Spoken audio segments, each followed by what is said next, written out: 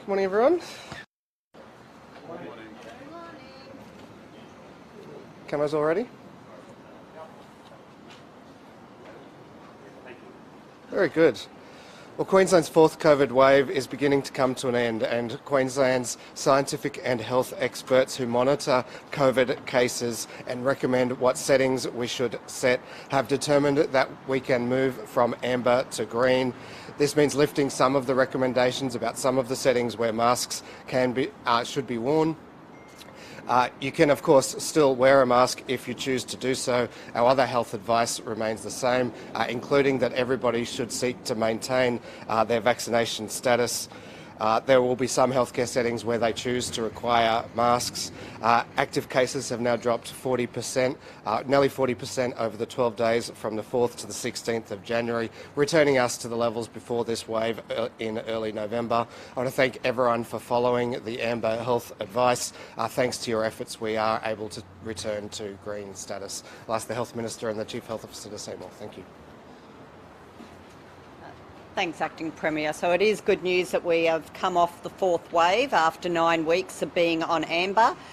Amber meant that it was recommended to wear masks in health settings, on public transport and indoors where you couldn't socially distance. So with the lifting of amber and going back to green, that is no longer the recommendation. There will still be some health facilities with particularly vulnerable cohorts that may request it, or aged care facilities, but it is no longer a recommendation to wear those masks indoors or to be wearing them on public transport.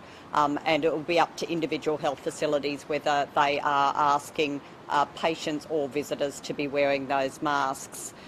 This is good to see us coming off the fourth wave. As the Acting Premier said, we've seen a 39% decrease in active cases over the last 2 weeks. But we will see more waves. We will continue to see waves well into the future, and we will keep managing it under the traffic light system and making recommendations to the public.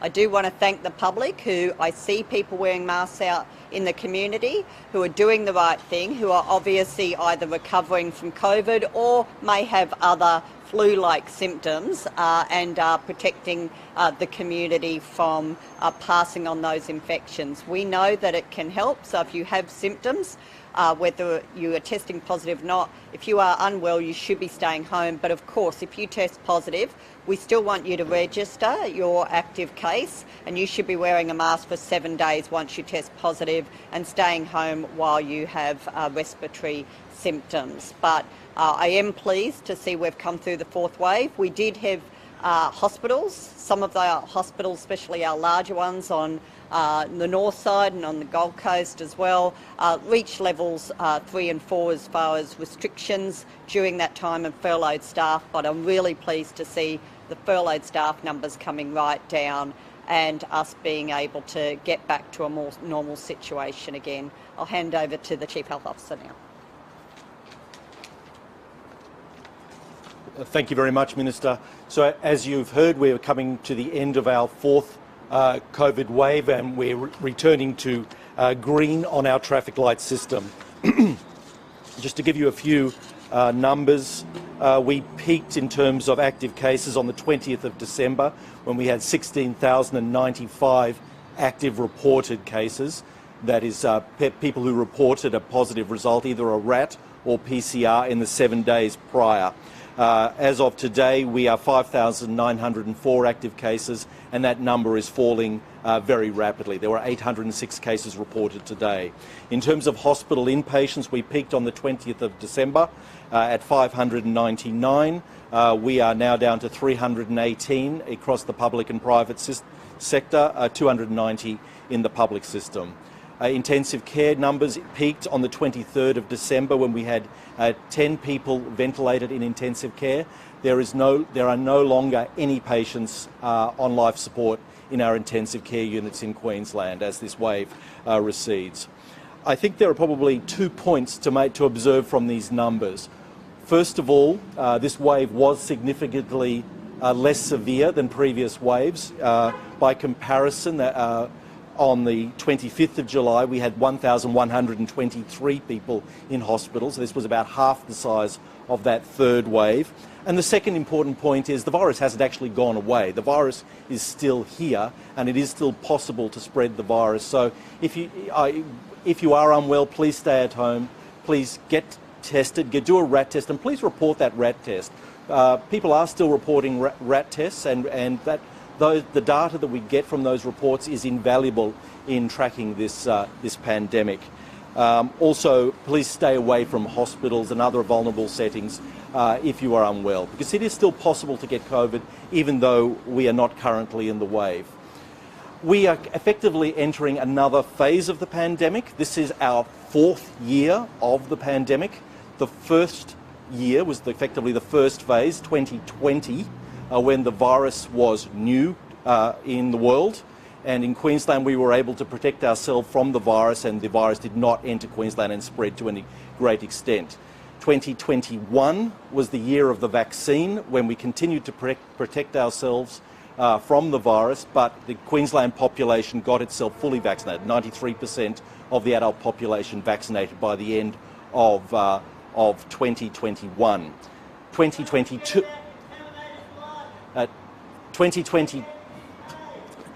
2022 was the year when the virus was introduced into Queensland, and this is when we've seen the 4 waves of COVID-19. And now we don't know the exact figure. It's probably around 80% of the Queensland population have had COVID by now, around about 75–80%, which means that the majority of us now have hybrid immunity. That is a combination of vaccination and natural infection. Of note, interestingly, in this last wave, the fourth wave, still 80% of people reporting COVID-19 and those being admitted to hospital were reporting it for the first time. So we're still just moving out of that phase where newcomers are reporting disease and being admitted to hospital. In 2023, this year, that's likely to change as an increasing proportion of the population are infected, and we would expect that number to decline during the course of the year. Now, what exactly happens with the pandemic now nobody knows for certain. Our general hope is that these waves will continue to become less severe and hopefully less frequent, and ultimately become seasonal. But this is, at this stage, still theory, so this is a very much a critical phase of the pandemic. This 2023 is very much a critical phase as we really learn what happens with a pandemic. We've never followed a pandemic like this in real time before. We don't have a clear sense of the time course, whether this will resolve into that pattern this year or whether it will take several years. So this will be a very interesting and critical year in terms of the pandemic. If it does morph into the seasonal type issue that it may do, do you envisage the traffic light system will stay long-term, forever? I would think not. I think we'll keep the traffic light system going as long as there are frequent waves. But the period of time for it to get to a seasonal pattern, that may be some time yet. It may be years yet. It's not clear at all. Certainly waves are still being seen in the Northern Hemisphere. I think we will continue to see waves throughout the course of 2023, but let's hope they're less severe than some of the waves. Our 2 biggest waves were the January and the July wave last year. Waves 1 and 3 were the biggest waves. Waves 2 and 4 were significantly smaller. Would it be likely that the numbers would match, say, like a flu in terms of the seasonal numbers that you see for the virus? That's certainly what we're hoping. The numbers are still much greater than influenza. The sheer numbers of people getting infected is still much greater than influenza. The severity of the disease in a vaccinated population probably is no more severe in terms of your risk of being hospitalised, your risk of severe disease, your risk of death is probably of the same order of magnitude as seasonal influenza. The problem is the sheer number of people that are getting infected rather than the severity of the disease. Should we continue to see COVID and continue to put pressure on hospitals? That's the $64 question. I think certainly during the course of 2023 it's unlikely that it will resolve. The numbers we are seeing being admitted to hospital with COVID really dwarfs what we see with influenza. Even though the disease might not be any more severe, the numbers are much greater. And do you have the numbers, I guess, of the deaths that happened during this wave? That's good. Our provisional intelligence is that the mortality was lower in this wave. There's always a bit of a lag between getting our mortality data. It comes through the Australian Bureau of Statistics. What they do is they analyse the death certificates to see what the actual death rate from COVID-19 was. As we've discussed before, it is very difficult sometimes to differentiate deaths from COVID versus deaths with COVID. And that will be analysed by the Bureau of Statistics, and it will take a number of weeks before we get that data. As you are all aware, the majority of people who are dying are over the age of 80 and often have multiple medical conditions. Not all, we still see young people getting severe disease at random, as we do with influenza. It does happen, but the majority of people at this stage in a vaccinated population who are being admitted to hospital are over the age of 80 with other medical conditions as well. What does that mean for a seasonal vaccine? Again, a very good question. The strategy for vaccination, both in Australia and worldwide, is yet to be determined. We know that immunity wears off significantly after 6 months. And this is a particular problem in older people over the age of 70 or 80. It may not be such a problem in the younger population, but it does become a significant problem in the older population. It is likely, I would think, that there will be at least an annual vaccine for COVID-19, but that is yet to be determined, both internationally and also nationally through ATAGI. Right, as we see a high percentage of the population get COVID, Yep. are you expecting to see more instances of long COVID, or will that be pretty quickly? Well, we're collecting data on long COVID, and we're yet to publish this, but in Queensland we don't seem to have seen the severe effects of long COVID that have been reported in other countries, other jurisdictions. We believe this is because we've had Omicron and in a largely fully vaccinated population. The numbers here are simply not as big as elsewhere. I'm not saying it's not a problem, it is a problem, but fortunately, because the virus was introduced in Queensland after most of the population was vaccinated, long COVID is nothing like the illness described in the United Kingdom or the United States, for example. And will you release that? Yes, we got the data. It's been submitted for publication and it's embargoed at the moment, so we have quite good information on that at the moment. It was really the aged care homes that brought the brunt of the last Yes. couple of waves, wasn't it, in terms of fatalities? Yes, that will be an ongoing problem, and we need to look exactly how aged care will be managed going forward with COVID-19. Is probably the single biggest management problem for COVID-19 going into the future. There's no doubt about that. And do you know about the new recommendations on fixed boosters and vaccines? I don't know. ATAGI will be making that sometime in the next few months.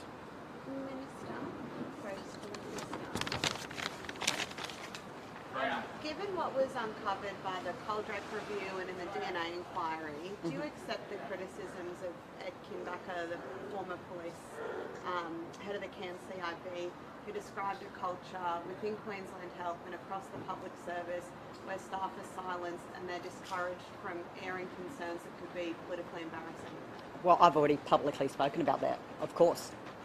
We saw it through the Mackay report, we saw it for Caboolture report, we've seen it through the FSS and also the task force in relation to women in the justice system. You know, that is why I said last year when the Forensic Services report came down that there needs to be a change across health in relation to the culture and the reporting.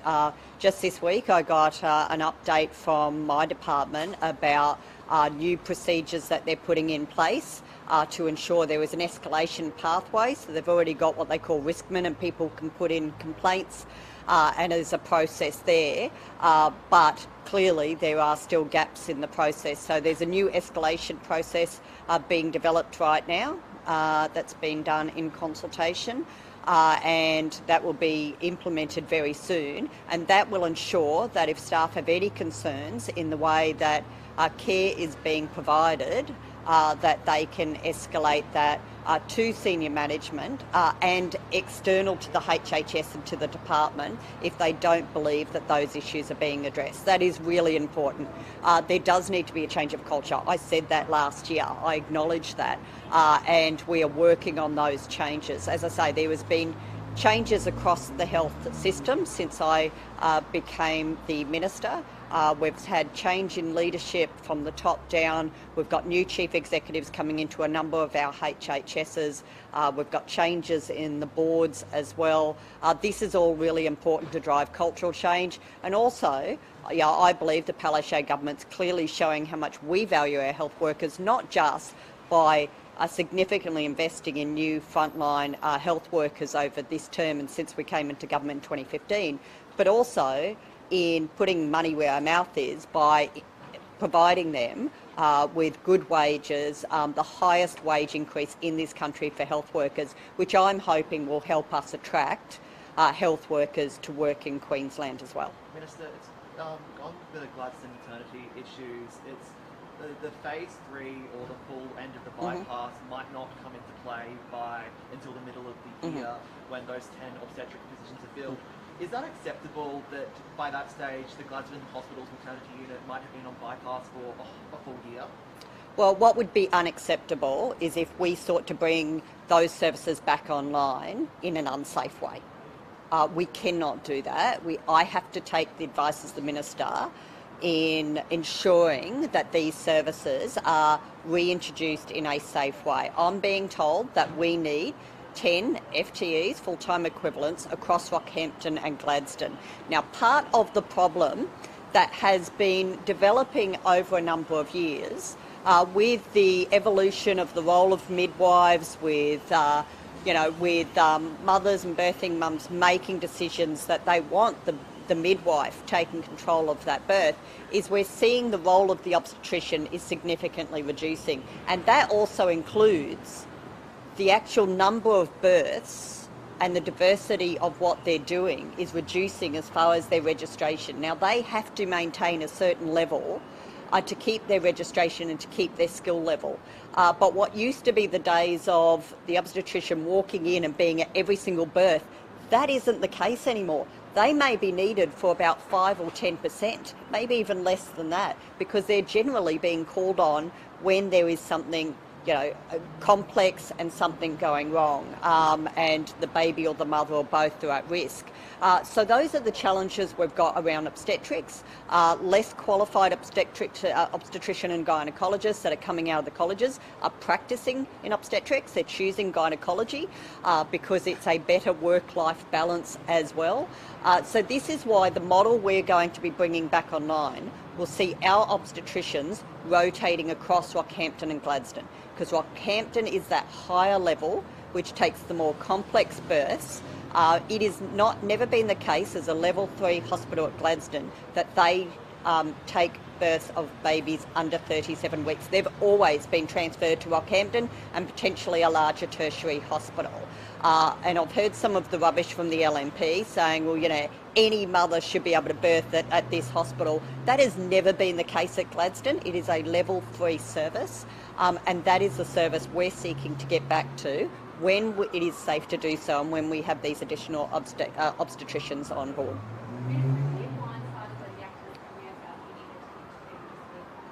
Not at all. Not at all. We had a conversation, and I was aware that the acting Premier was wanting to meet with me on Monday. I was already meeting with my department on a range of issues, as I do every single week. Again, I've heard the rhetoric from the LNP. I meet with my Director General every week. I speak to him almost daily on the phone. We're in constant contact.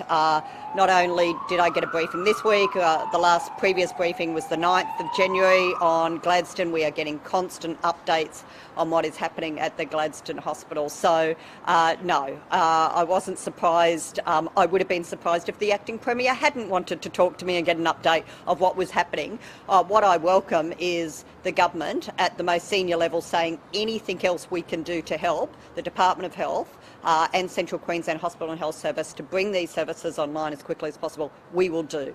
It's not about dollars.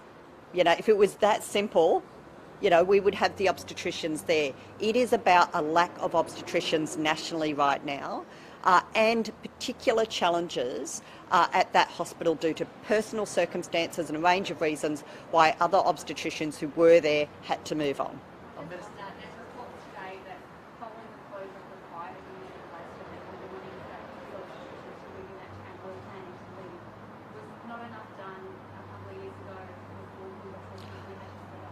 We purchased that facility back in 2020. At that time, maternity services were not being offered at that private facility. That stopped back in 2018. It stopped because there was insufficient demand in the private hospital to deliver those services. So that goes back to my issue of the work and the volume of work for obstetricians nowadays and what they're seeing come through. Even back in 2018, the hospital, the Mater Private, made the decision, or the obstetricians made the decision to stop a service. You only stop a service because it's not viable, and that's why they did. They stopped it because there wasn't sufficient demand. We were still having full services operating in the public hospital system at that time, and any patient who's got private health insurance who comes into our public hospital system, which includes Gladstone when we are back to our full level 3 service, can use their private health insurance and still get care in our public hospitals. Minister, every day I'm speaking with mothers across Gladstone, as I have been for the past 6 months, who express so much anxiety and stress because of the situation that's happening there. The fact that they have to drive up the Bruce Highway while in labour, potential for roadside births. Does the government owe those women an apology? Look, we are doing everything we can to get these services up and operating. But what would be irresponsible is to bring those services online when they are not safe to do so. You have to have, a certain number of obstetricians to make that service available. And for a range of reasons, we have been unable to do that, including where we've had ones who have signed up to contracts and then had to walk away a week before they're due to start due to other circumstances. So it's been really difficult, and I want to acknowledge that the Hospital and Health Service has been working tirelessly, as has the department. We have had a domestic and an international recruitment happening for 12 months, and particularly a big focus over the last 6 months in this state to try to get, because the borders are back open, more international health workers coming to Queensland as well. We're competing with every other jurisdiction in doing that. We are talking with the Commonwealth about streamlining the migration system and the visa system. We have qualified health professionals, doctors, specialists in this country right now not working in health because they're still waiting to get approval through the colleges and to get the approval for their working visas with the Commonwealth. So we're talking to the Commonwealth about these issues as well. The locum issue that I've been hearing about, we changed that rule back in July. I wish it had fixed the problem, but that in itself is not the only solution. But we are using, as I say, we're offering our own health workers who are on our payroll on their days off to come into a different hospital and health service and be paid as a locum if that helps us while we go through a permanent recruitment process. On the locum rates, it's being told that the rate that they're offering in Queensland is close to half of what they're getting in other states. Is that true? And is that That is not my understanding at all. We are very competitive, what we offer, and we negotiate individually as well.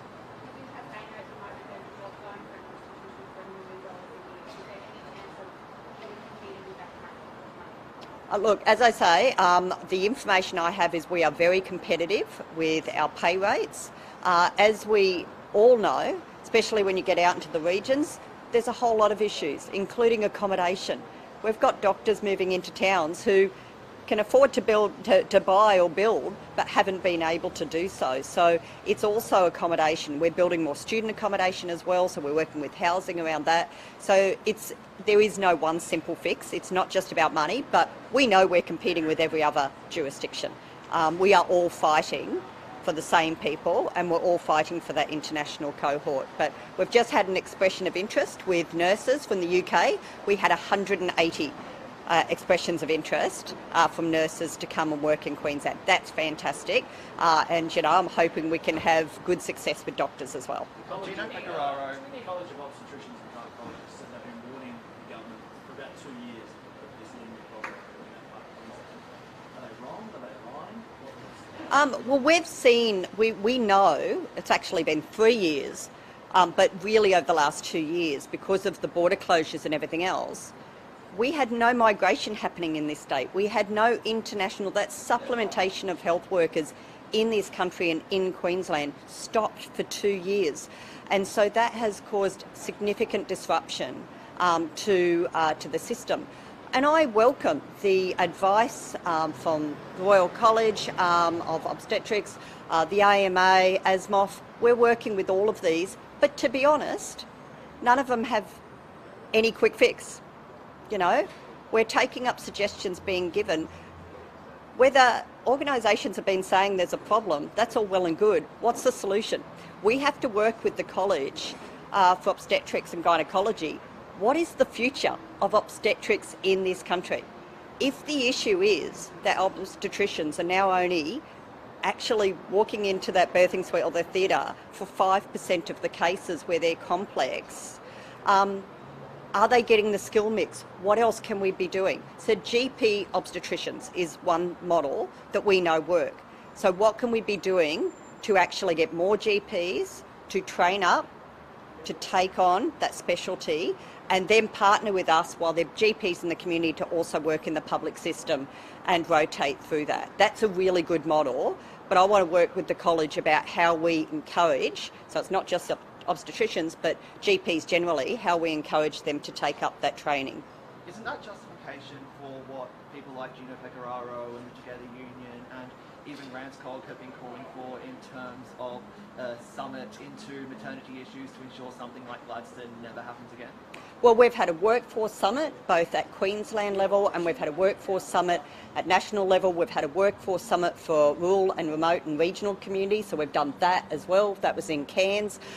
We've been holding these summits about workforce shortages across the health sector. We've also been, and I was part of this, and the AMA called for it, we did a summit around mental health and wellbeing, because it's not just about attracting them, it's about keeping them.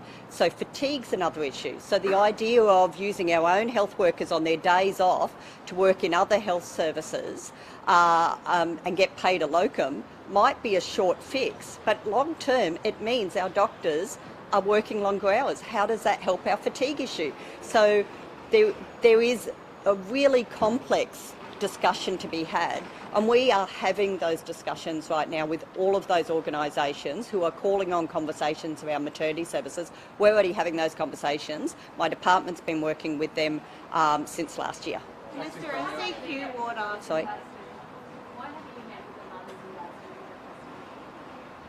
I'm not aware of the mothers asking to meet with me. I've met with the hospital, the chief executive, the board. I've met with the midwives.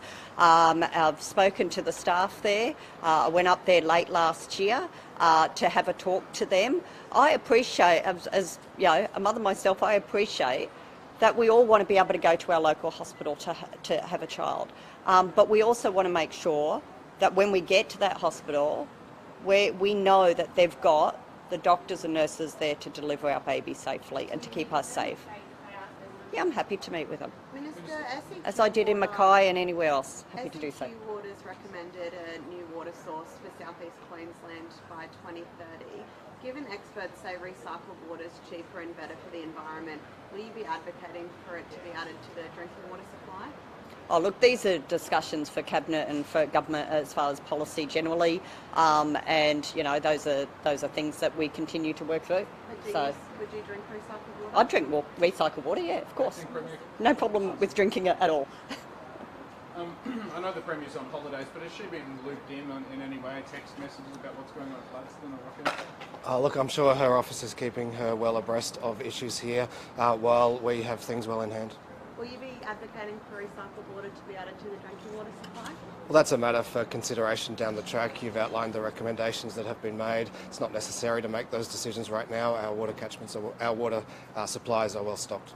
Up in Yungala, near Mackay, the community there is petitioning against the hydro plants. They're saying there's lots of landslides. It's happened in this recent big wet. Proof that it's not a good area for that hydro plant. Well, they're all matters that will be considered through the environmental impact study for that project, as well as the other planning work that is underway. I understand that there are some local residents who would prefer not to see that project occur, either because it'll impact on their properties or their communities. We'll continue to work with them, but like most big government projects, they will have some localised impacts but massive statewide benefits. The enormous benefit of the pumped hydro project is that level of deep storage it will allow us to ensure that we can capture our cheap renewable energy largely during the day and use it when the sun isn't shining at night and when it's cloudy. What's the backup plan for the energy plan if the environmental approvals aren't given to that pumped hydro? Well, we selected the best out of a short list of possible locations. We are quite confident that the locations we have chosen, the 3 locations that we have chosen, provide the best, most efficient, safest locations for those projects. Between them, we will shift from having only very, very small hydro projects to being one of the biggest pumped hydro locations in the world, and that will attract green industry here to Queensland, creating jobs here in Queensland in the knowledge that they will have firmed, stored, renewable energy 24 hours a day, 7 days a week, every day of the year.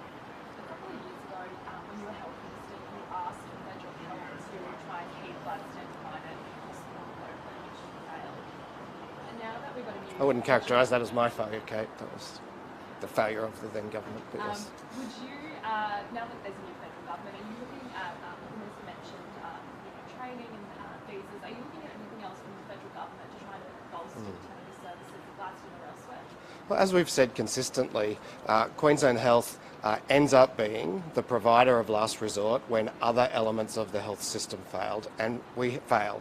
And we have seen consistently other elements of the health system fail. We've focused largely on primary health care, and clearly that has an impact. But also when private healthcare becomes unviable, that puts even greater pressure on our health system. And it's not just the pressure of those patients moving over, it is the pressure of losing the doctors who very often work across both systems. So as you've heard from the Health Minister, these matters are very, very complex, and many of them fall within the jurisdiction of the Commonwealth Government.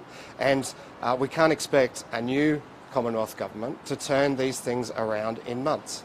It took years to break the system, and it will take time to rebuild it. More instances overnight of alleged youth crime. At what point does the situation become drastic enough to recall Parliament earlier than its plan to implement the measures that you've announced? Well, we announced new measures just a few weeks ago. Clearly it will take time for those to be drafted into legislation and then to consult. So I'm advised that the next sitting of Parliament is likely the earliest that that legislation could be ready in a way that is suitable to be passed. But as I've said consistently, if David Christophilou felt so strongly about this, why didn't he move a private member's bill last year or the year before? He has done nothing and now is demanding that we bring things forward a couple of weeks because it gives him a good news grab. It suits his political opportunism. That package of measures, is it flexible, or do you think it is set in stone and that would be what's ultimately? Well, clearly there's a level of detail that now needs to be worked through. They are headline initiatives, and we will continue to consult with stakeholders, with experts, with our advisors to ensure that we get them right. You've been acting Premier for a few weeks now, and they're going to return. Have you enjoyed it, and does it give you a sense of wanting to do it full time one day? I hope that you've seen over the last 8 years that I love my job every single day. It's a great honour and a privilege to serve the people of Queensland. Do you want to be Premier of Queensland one day? I'm very, very happy being Deputy Premier of Queensland. It's a great job and I love it. Would you be happy if Shannon Fenton became Premier? Shannon's a dear friend of mine, but nobody's going anywhere. I know she loves being Attorney General. It's a job that she dearly wanted to do one day. And as I say, both of us, along with the Health Minister, of course, and all of our ministers, love the jobs we have. All right. I just wanted to ask one question. You can have two. Thank you. What progress has been made on a transition towards cashless gaming, and with the government support, a cashless gaming card that has a free daily service? You can have as many questions as you like, but it will need to be something I'm across on the day, so I'm sorry. Happy to get you a written response. Okay. Yeah. All right, thank you. Thank you.